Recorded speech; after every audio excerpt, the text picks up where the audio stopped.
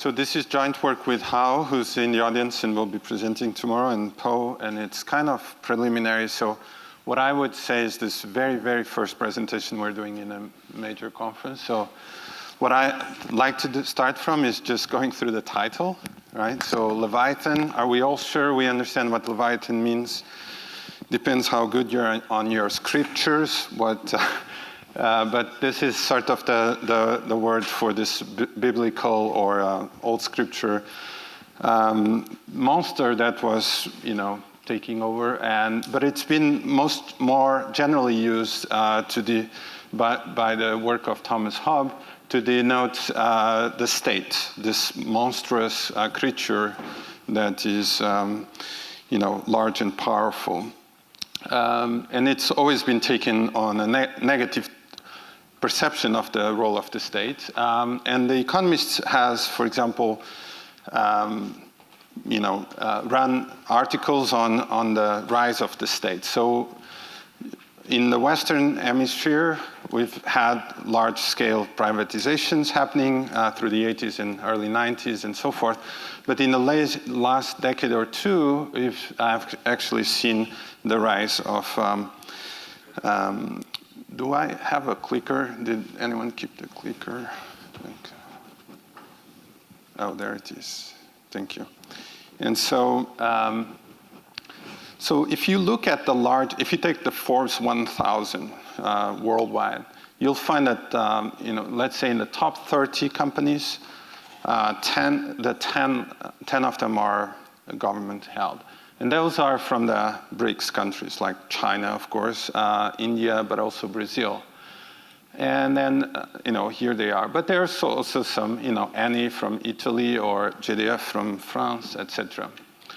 And the other thing you'll see is that there's always a perception, myself included, that the government is bad at running businesses. So if you look at the monster and sort of the businesses the monster is grabbing, if you think about, let's say, handheld devices or phones, that's definitely a business the government not good at. And I was a PhD student in France, and I was offered by France Telecom, do you want a phone or do you want Minitel? And most of you may not know what Minitel was, but that was scary. And I was like, no, I don't want that. You can do a lot of things here. You can pay your taxes, you can mail order and do all those things. When I read The Economist, I read it on my iPhone. That's a private sector solution to that problem. I would not be using the Minitel system, and actually that's shut down. So though it was revolutionarily technologically ahead of the World Wide Web, which we all are using right now, the private sector ended up, somewhat. So there's been as I said, a number of evidence suggesting that the government is not good at running many businesses. So let's have a look at another business the government is grabbing there, which is, let's say, renewable energy, for example.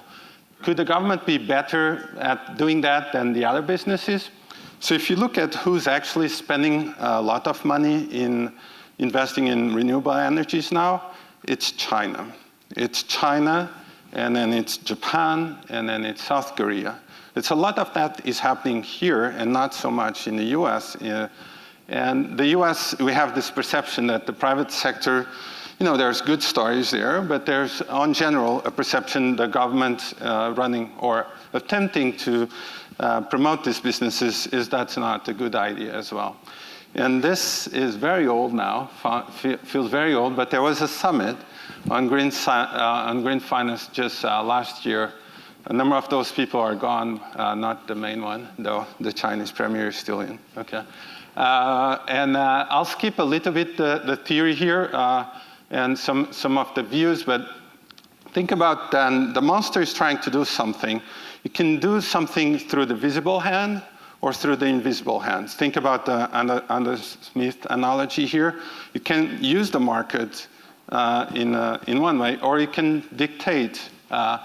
So you would think about the visible hand is the government writing down, okay, here are the rules, and incentivizing, putting on taxes or mandates like in the US, tax credits, Clean Air Act, etc., or laws in Germany, China, etc.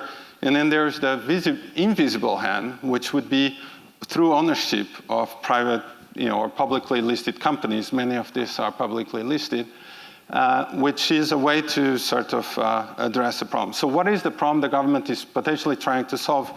We're trying to examine in this paper is this global warming problem or green finance problem, which is how do we go from a carbon-intensive economy to a non-carbon-intensive economy. Of course, when I woke up this morning, and that was 4 a.m., and I was checking my phone, of course, things have changed. So all these slides have to be changed eventually. But we'll talk about him in a second. So this study is a global examination of what is the role of the state, of state ownership, in particular on the environmental domain. And it covers 2005 through 14, 39 countries. We will document empirically an association between state ownership and environmental performance. We find that this is more true if the government has a direct stake, less true if it's, for example, a sovereign wealth fund investment. So if GIC or Temasek or whatnot invest from say, Singapore to another country, we don't find that effect there. But if they invest locally on local companies, we find that. We also find the effect is stronger in emerging economies. So for example, Apple might be great in terms of what they do, but if they outsource a lot of my phone, right, my iPhone is outsourced to Foxconn or some other private contractor or outsourcing company in Asia, they don't report the full environmental cost of my phone. They only report the part that's, run internally. So in those emerging economies like China, India, and Brazil, it might be more relevant that the local companies, when the government has a stake, that it takes care of the environment more than elsewhere. We also find that it's more true for certain industries like energy, and it's more true in countries that are having trouble with energy sources and are in conflict with their neighbors. And we'll show, of course, no perfect identification here, but some steps on this direction. Again, I'll skip a large literature which goes back a long time, but Alexander, our discussant, also is contributed recently on this. And just focus on the ESG for a second. So I'm going to focus on the E of S and G. The previous literature, including some people in this room, have sometimes find positive effects, sometimes find negative effects. I would say on the E dimension in specifically, there's some US evidence that the ownership structure of a company pushes a firm to be more or less intense on their environmental engagements. The most recent papers, for example, the paper by Alex Dyke and co-authors, they are looking at institutional ownership across countries, and I've worked on that myself before. They find that it's interesting. The US investors that are investing Samsung or whatever internationally or in Japan, et cetera, they're not pushing for higher environmental standards. The investors that are cross-border pushing for higher, they tend to be mostly Nordic, so those would be the exception. The investors that they correlate with higher environmental standards are actually the domestic investors. And that is because there's potentially, the public problem, goods problem you're trying to solve stays local, doesn't cut across the world, so they're not so engaged. So what we did in this paper, it's an empirical paper, is we collected data or put together data on state ownership, which was a little bit of a challenge because there is some data from Bureau van Dijk, which will tell you, for example, is the government a direct owner or not? So that could be central government, could be local government, could be sovereign wealth funds, et cetera. But we had to manually check everything. So On occasion, the entity that is there holding this Chinese company may be a public company that is itself held by the government. So we had to manually check a lot of things here. Alternatively, instead of doing that, we could use data stream. The problem there is that it's only going to capture the ownership of the floating shares, not of the total shares. And also only picks up the first layer in a pyramidal structure. So I'll leave those details a little bit if you guys want to read the paper, but then we go through all the problems that you have, like multiple share classes that are prevalent in Brazil, etc. Again, more problems. So for example, there would be two corrections one would make to that Forbes table I showed you before. This is our data, and sort of, if you used direct ownership by the government, you've had missed two of them. One would be PetroChina, and the other would be Bank of China. So we made sure, as we went through this, that we would get the right data. So that's one piece of the data. The other piece of the data is the environmental performance, right? Now, on that domain, there's many choices. So we show you results with Thomson Asset 4, but we actually have robustness with MSCI, with other data sets. But just for everyone's sake, here's how ESG gets measured. You're probably familiar with this. So E stands for environmental, S for social, G for governance. All the scores are industry literacy, so they're on a global basis, and the average should be 50, and they run from 0 to 100. So they're standardized, if you think. And we're focusing on what is a company's impact on living and non-living natural systems. So this is the environmental effect of the company, and that itself can be partitioned into sub-indices, such as what is the company is doing in terms of reducing its emissions. Number 2, doing R&D on new green technologies. Number 3, reducing, being an efficient user of national resources, so natural resources. So those are the 3 dimensions sub-indices we'll examine. I'll skip this. So who are the companies that are most, which countries have most government presence? Number 1 would be China. Still 65% of the local market cap is there. You know, and then I'm just highlighting the BRICS here. And I missed India as well, but they're, you know, sort of that's where it's on, and much less, of course, in places like the US, et cetera, which is close to 0, right? So it's a lot of the growth in state ownership that's occurred in the last decade is because of the rise of Asia Pacific, the rise of LATAM, the rise of what we used to call emerging markets. I think they've emerged by now. So we still use the OECD versus non-OECD label of, okay, well, there's the old ones and the new ones.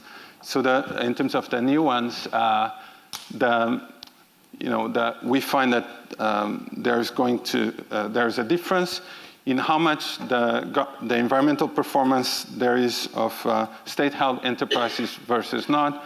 So over there, it's some univariate tests, but we run this country by country. In 31 of the 45 individual countries, we document the effect.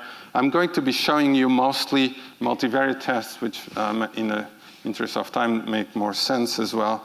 So what we're trying to explain again on the left-hand side is the environmental performance of a company, depending on the ownership structure of the company. In particular, we isolate state ownership, but I'll show you other type of ownerships as well. Controlling for a number of things. Skip this. And so here's our main results. So the main result would be, as of now, just a pure association, but you measure this Thomson Reuters Asset 4 environmental scores. And you know, even without controlling for anything, the state ownership loads positively on that. Then we control for more stuff. And then if you look at the different dimensions of sub-indices of environmental performance, it would be more energy reduction, not so great at green technology, not so great at actually coming up with product innovations. Thank you. But doing well in terms of resource reduction. Okay. then we have a treatment which is not perfect, and in the world that we live in might not be meaningful by the end of the day, which is, let's say there's a international accord whereby all the countries sort of decide, okay, we should collectively go in this direction.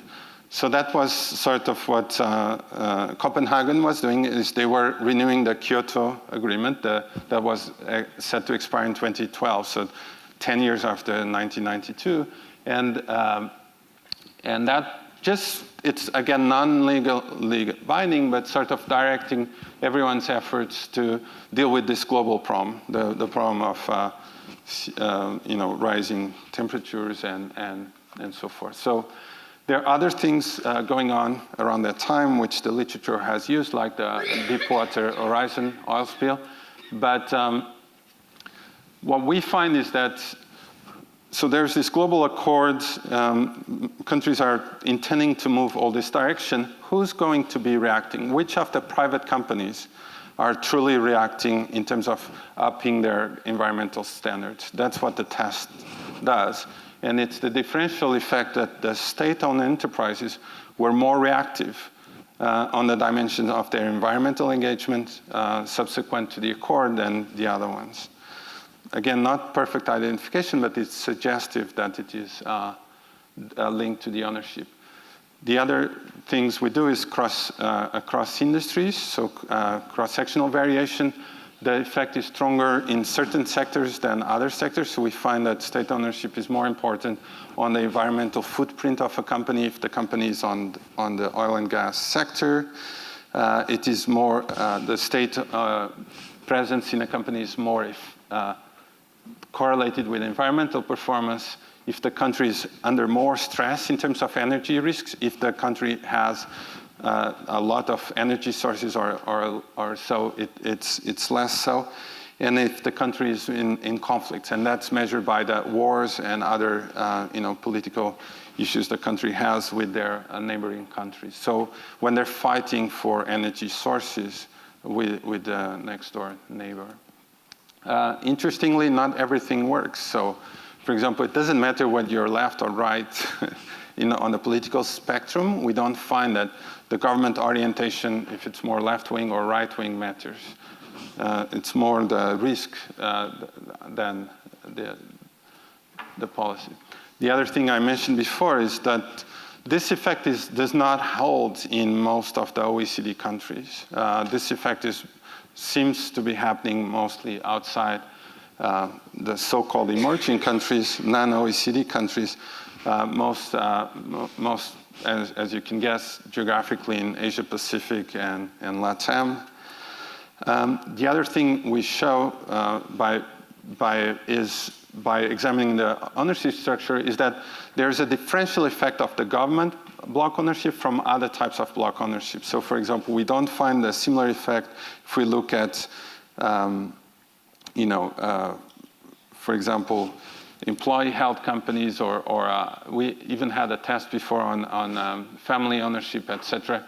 So we don't find a similar effect of other block holders. It tends to be only positively correlated with government ownership. Not sure what I'm doing here. And then, sorry.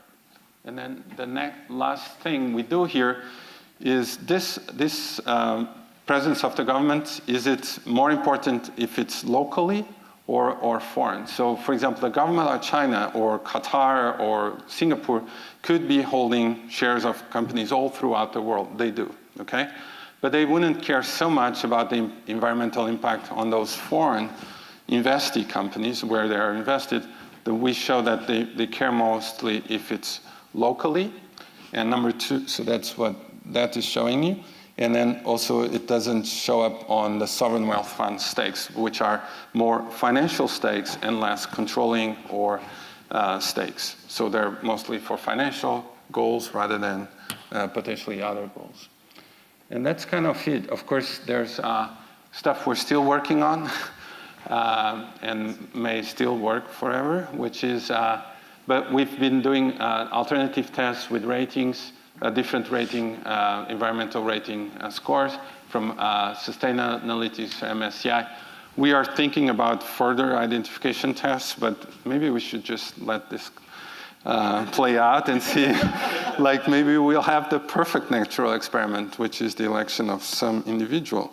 So then last thing, is this hurting shareholder value?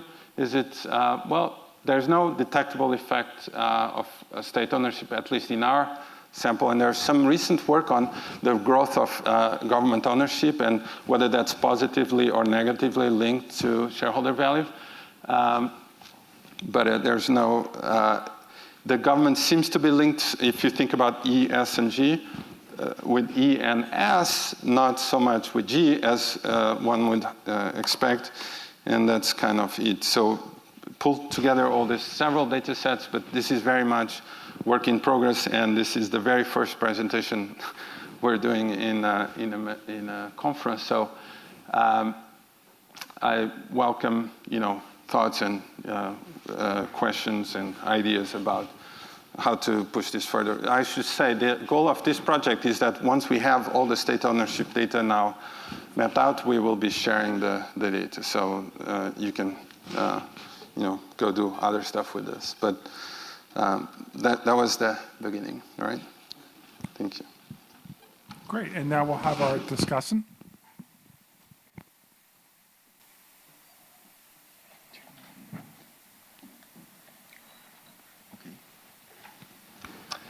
All right, good evening, everybody, or at least that's what my body clock tells me it is now, middle of the night, in fact.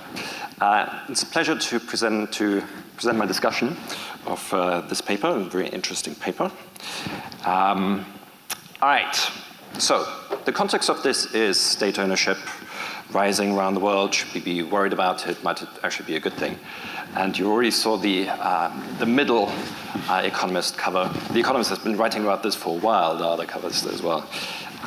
So it's an interesting area to work in, I think.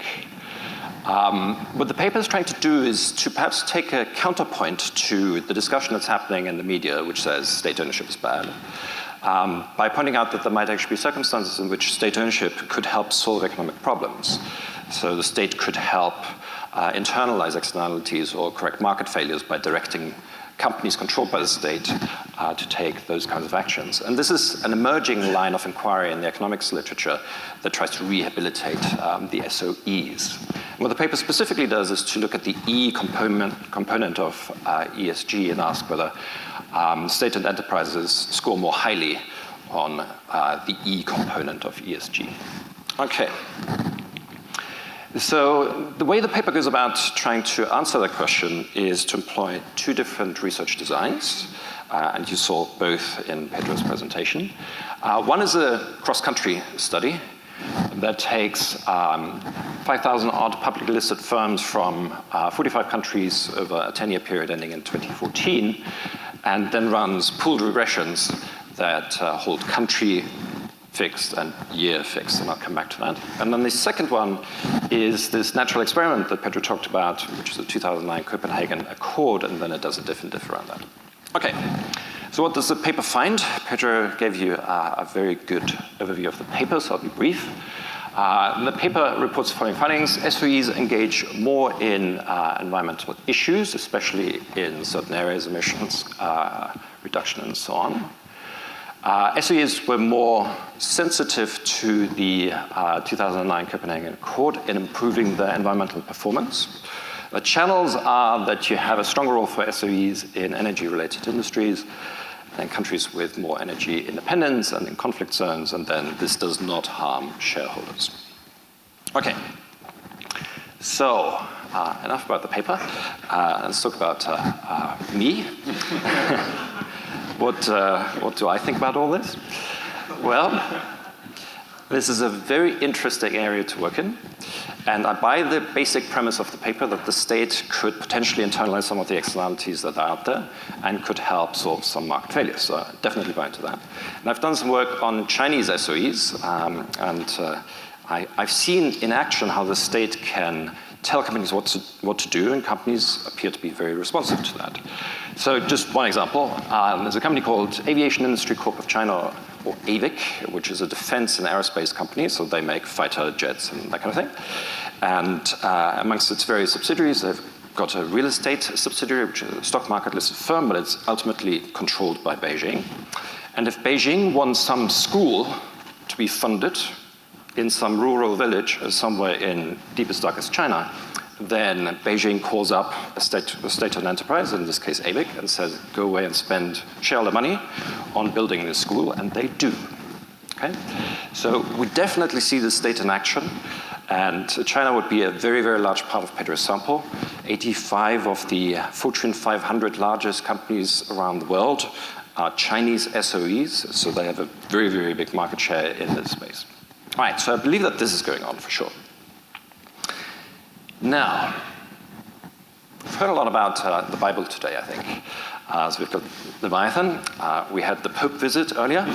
And God sort of played a role in there as well. And it would not be complete without a saint. So I could be saintly in my discussion and say I buy all of this. But I think the authors have had a visit from the indigeneity police and have tried to, lawyer up their paper. And perhaps from that perspective, it's also a good idea to provide a counterpoint to this. So we have the devil in the picture as well. Okay, so I'm gonna be the devil, and I'm gonna passive-aggressively roast the idea with an infernal damnation. So I'm gonna make 5 comments. First is sample selection. What are we dealing with here? The paper uses data from 45 countries, 5,000 firms, 10-year window. Where's this coming from? We know from recent papers in completely unrelated contexts that these sample selection criteria, especially in cross-country studies, can make a big difference. You add a country, results go away. You take away a year, results go away. You add another year, results go away, that kind of thing.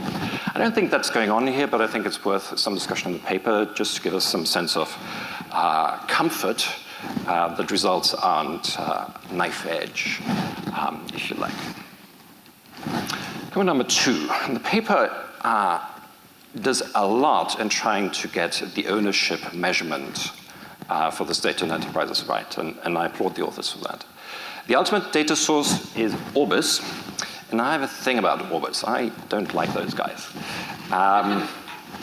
So there is an NBER technical paper that takes you through what's wrong with Orbis and what you have to do to make Orbis be less bad than it is. And this is citing from that technical paper. It says, researchers need to overcome several challenges before making the database, Orbis, usable for research. And if you don't do that, then these issues will cause lots of coverage issues, so selection problems, extensively missing data, and poor national representation, so we should be worried about this. And to just give you a couple of examples, Orbis does a thing that I find very surprising. They erase companies that die from the record. Okay, so once a company is dead, a few years later, the company will be removed from the data set. This is clearly not good if you worry about survivorship bias and stuff like that. Orbis reports static ownership data, so ownership data as of the date when you download it. It doesn't give you an easily usable time series of past ownership data. You can piece it together if you have access to the original annual DVDs that Orbis used to provide. And then you have to link up these DVDs across time, and you will encounter the problem that Orbis changes the firm IDs from DVD to DVD. So all of this can be overcome, but it's extremely painful.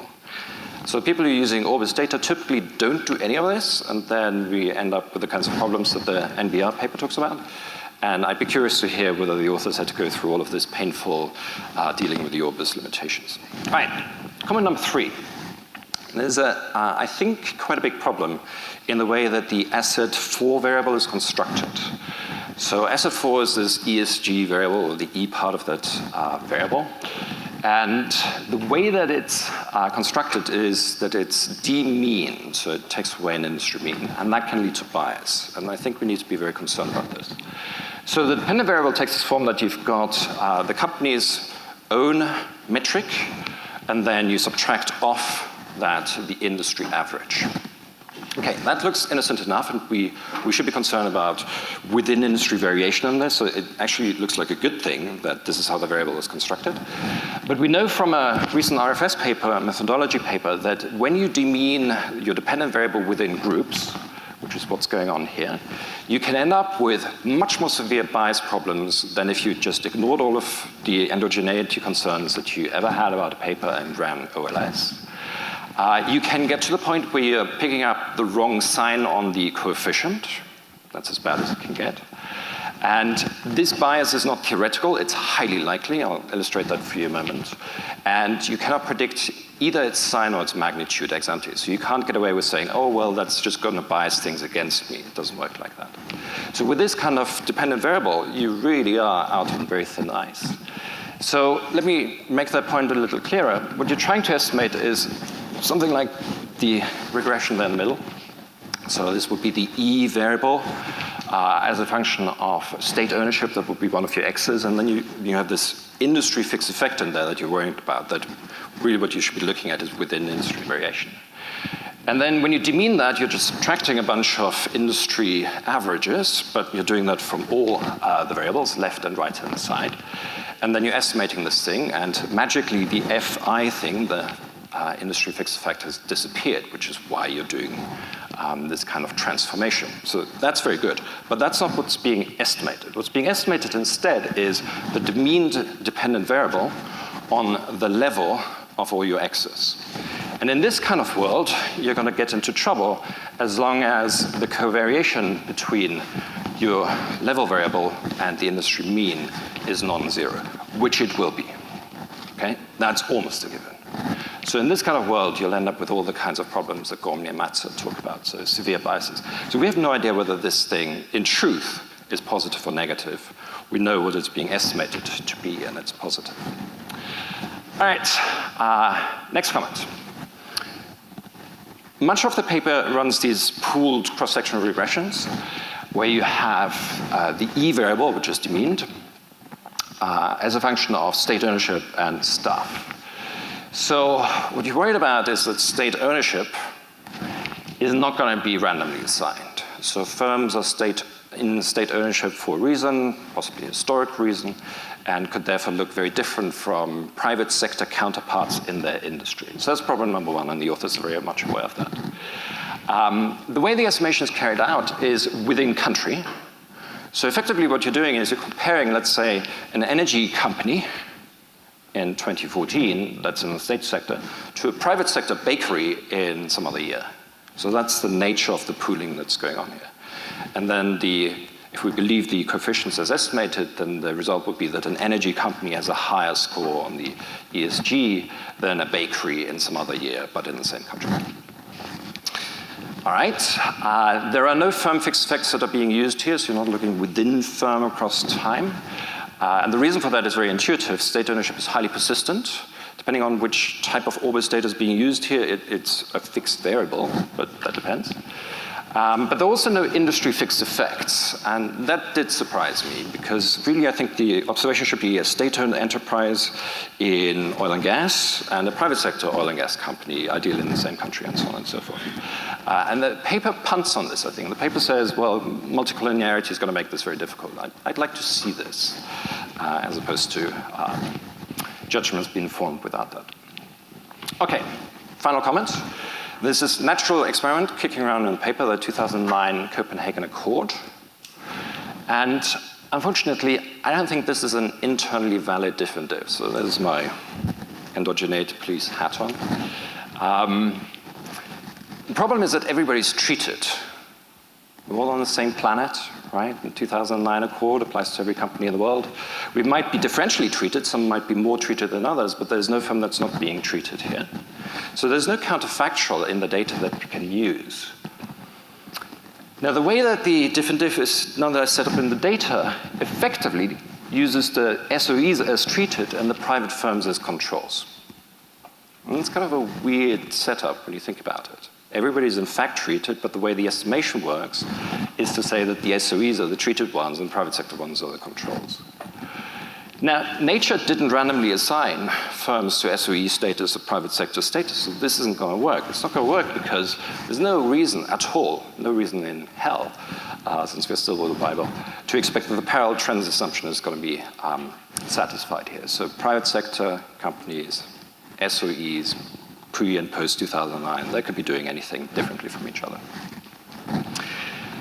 Still thinking about the 2009 Accord, I don't even think it's a useful natural experiment for present purposes. If you could find a way of finding a control group here with which to establish a counterfactual, I still think it would not be a very useful setup. Because the problem is that this was anticipated. It's not like all of a sudden the world met and decided to come up with this thing and everybody was surprised by that. No, it had a run-up. There was Kyoto beforehand and so on and so forth.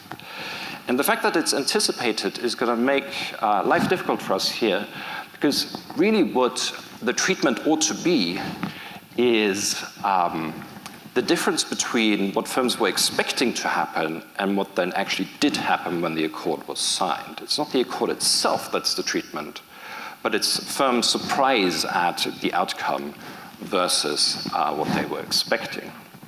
And of course, we don't observe expectations here, but we can't ignore them either. So let's say if the accord was more stringent than firms had anticipated, that would trigger a different approach, different response than if firms were negatively surprised by the accord. Now, we know that in a diff context, if we have an anticipated shock, we have to deal with these expectations, because if we don't, then the biases in the coefficients could be severe. And again, we could get counterintuitive signs here. So it's another methodology paper by Hennessy and Striglayev. Okay, a couple of suggestions before I end. I realize the paper is very preliminary.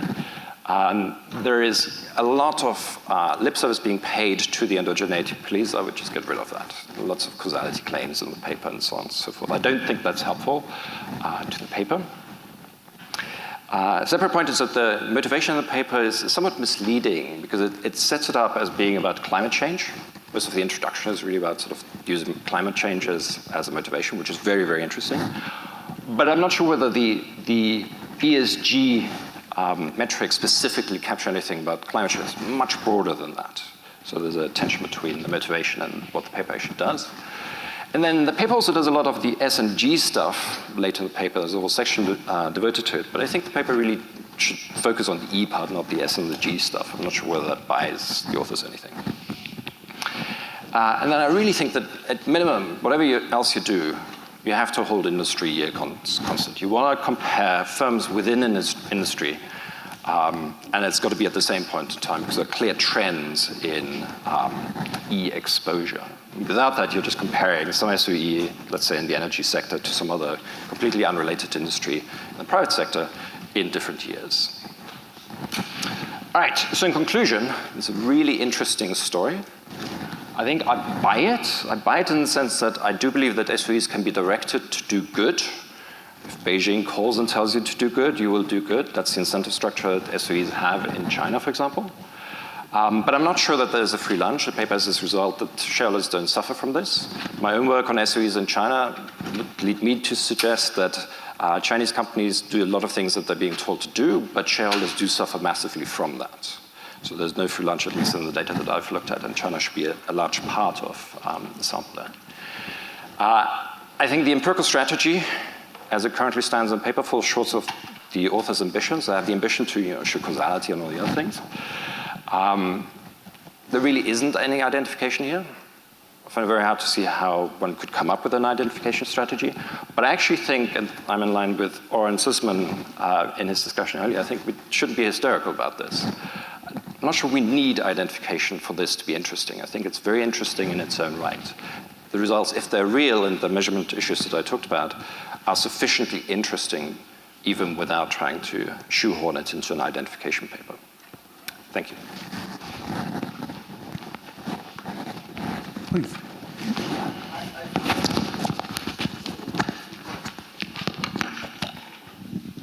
So I find the interpretation a bit odd without looking at other alternative steps that the government can take. So You know, maybe these governments are holding big stakes in SOEs and they do something in order to decrease their emission, and at the same time they have an extremely lax regulation of emission. So you have to put it one next to the other. Including Alex's example, it's wonderful that Beijing calls you and tells you to build a school. You can say how horrible it is that the tax system is so discretionary and so arbitrary that the entire cost of building a school falls on the shareholders of this particular company. So I think that if you are thinking about it in terms of public goods, you have to think about alternative ways to provide public goods, which we know are way more efficient than holding stakes in public companies.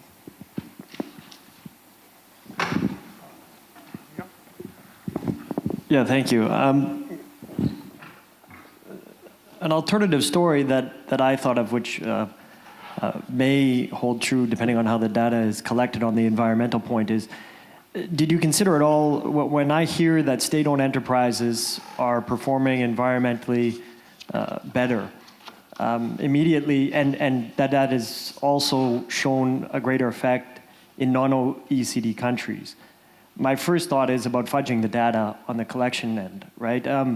If China may tell these companies to do something, and certainly probably that has an effect, but then if they don't achieve it environmentally, how is this data collected in terms of reporting, right? There may be an incentive for the government, for state-owned firms to, when they're collecting the data, to fudge it, and that's not unheard of in terms of the statistics for SOEs in China, and it would probably hold true and explain the effect for non-OECD countries as well. Okay, thanks very much. And also the other thing I should say is how is here. So all the hard questions are really for how.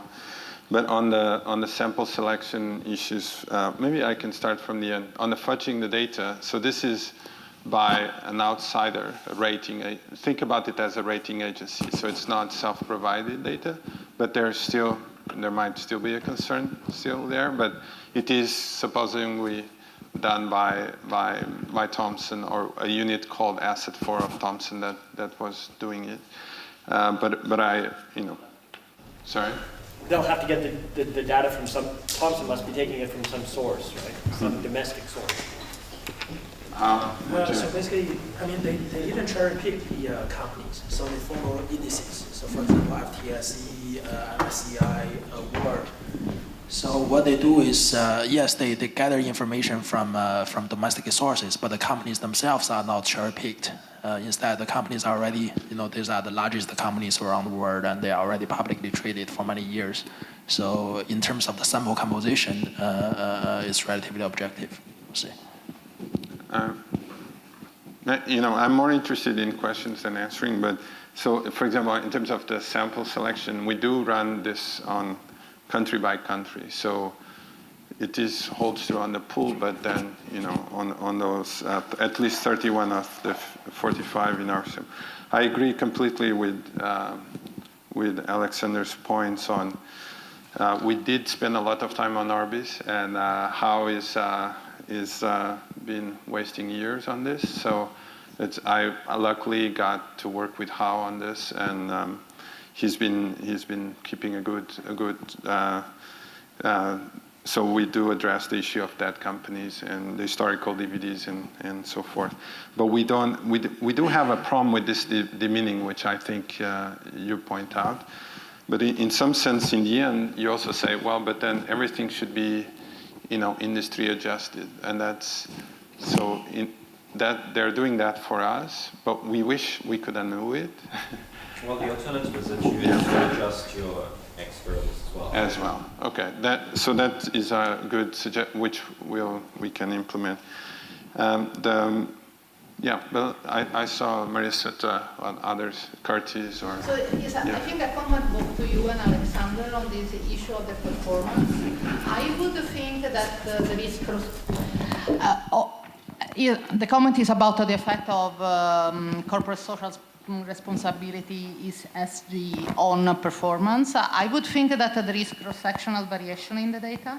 So I could, in principle, believe yours and his result, meaning that for some companies that sell to retail investors, to be environmentally conscious or to open a school in some poor area is a way of doing advertising, creating a brand, while for the others might be just waste of shareholder money if we think only of shareholder returns. So it would be nice if, especially in your sample, I would think that you could explore this cross-sectional variation. Matos, this is a really great project. My comment really is to reinforce Alexander's point that I think it's essential to find a way to compare state-owned firms and private firms in the same industry, because I think it's the only way to isolate the impact of ownership on what you're finding. Because, I mean, I guess I disagree with Alexander on the point that it's Beijing calling the SOE and saying, you know, pay attention to the environment, as much as it is firms anticipating what Beijing wants, because that's the way that you succeed. And so my intuition would be that a private firm in the same industry would be doing the same thing that as a state-owned firm would in anticipation of what the government wants. So in that respect, that's why I was struggling to understand, because the data itself is already industry adjusted. So yeah, so it is the effect of, but I agree with Alexander that maybe we need to demean the X, but the Y is being demeaned by, so it is a comparison of that firm against its own industry worldwide. So the Y is already, the Y variable is already demeaned. I think this is a really interesting topic, and not least because of its public policy implications in terms of its recommendations. Pedro, when you were presenting the findings, you mentioned that US investors are not pushing for higher environmental standards. Alexander didn't necessarily pick up on that, but I would like to challenge that particular aspect. That's some other work that... Oh, beg your pardon. Yeah, so no, that's Dyke. Do you remember the last quarters? Well, so the interesting thing they have is they look at, they break down the institutional ownership, sort of the same data that... Well, let me address the substance, though, because I think that, which may have been what you were saying, but relating it to your findings, though, is that I think US investors are actually raising their game on this. And I look to the, not within a state-owned enterprise, that might feel like it at times, but ExxonMobil, just within the last week, where the New York State pension fund and the church commissioners, to bring God back into it, from the UK, put forward a motion for improved disclosure on environmental matters. And the point that I want to emphasize, insofar as that resolution was supported at the AGM, is actually the dynamics of change, because that was an increase from 38.1% for a similar resolution last year, so the resolution did not go through, to 62.2%. And the point that I was wanting to make in relation to your findings, but also relating it to state-owned enterprises, is that investors, institutional investors, when dealing with state-owned enterprises, they recognize the reality that in engaging with state-owned enterprises, they have the Leviathan to counter, and they do not devote significant resources to doing that, and that is one of the aspects that I think also has to be brought into the reality of the change. But the point is very much that I think at the margin things are changing in terms of investor attitudes, and in the generality, state-owned enterprises clearly are a case in themselves. But that, I think, has relevance for the public policy conclusions that emerge. Renee Adams, I think you... Yeah, I'd like to echo Oren's comments. I really think the key thing here is not necessarily to compare state-owned enterprises to other types of companies, but to the actual government, right? And there I have a question because, I mean, you say that you want to examine whether the companies are better at addressing externalities. It would be nice if you could identify some externalities or some situations where there would be externalities and see whether the state-owned enterprises are better in those situations. So I always have some concerns about these rankings, because what does it mean to be very good in environment relative to the industry if you're like in the finance industry, right? I mean, or a service industry. I mean, So they don't have any... The results are only on, concentrated in oil and gas. So there is no difference in those sectors, agreed.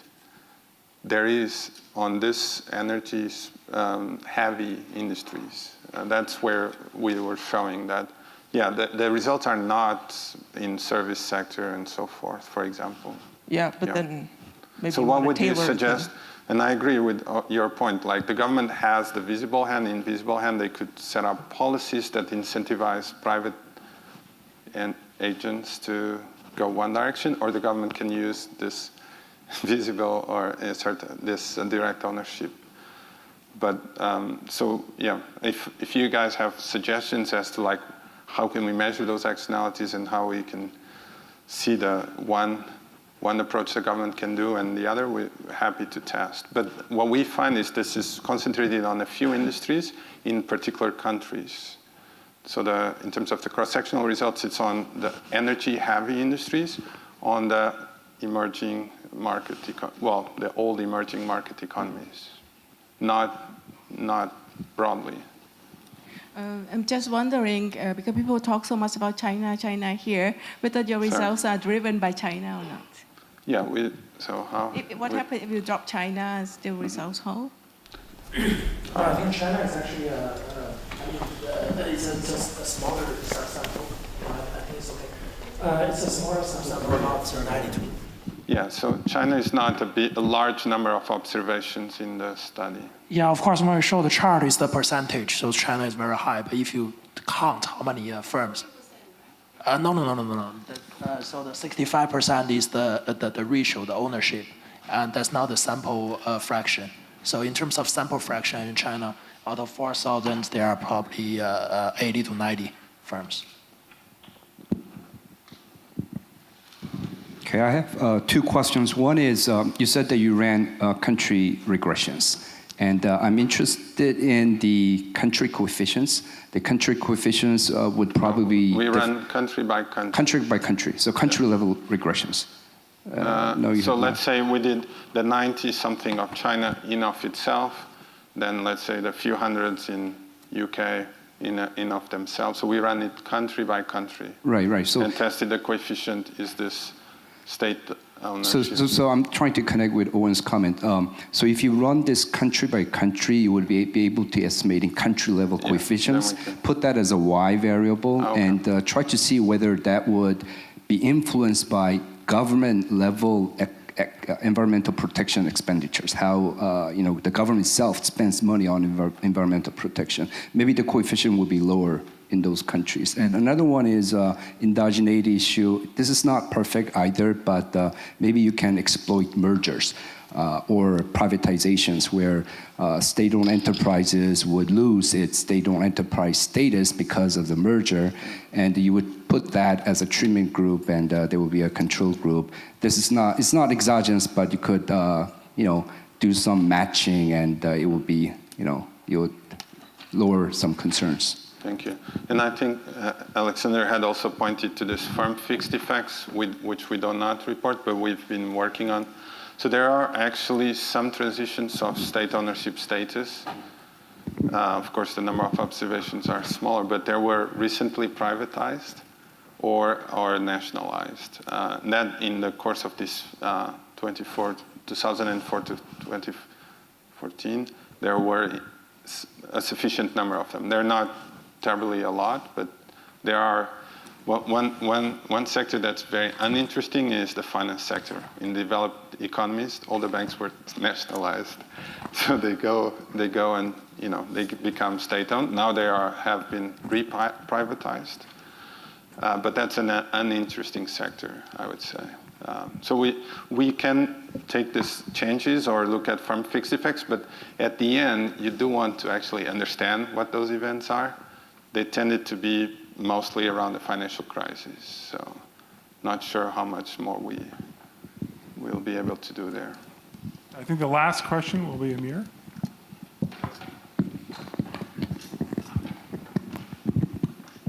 Thank you. So since you look at the oil and gas companies, many of these companies operate in other countries, extraterritorially. So I didn't see any analyses, but it would be interesting to distinguish or analyze the level of extraterritorial activity, because that might suggest the mechanism, whether these are political sensibilities, within country political sensibilities, or just general care for the environment, especially if most of the operations are actually taking place in other countries. Yeah, that's a good point. So Mireia knows there's some data on that. There's data on where the revenues are and the sourcing are. Yeah,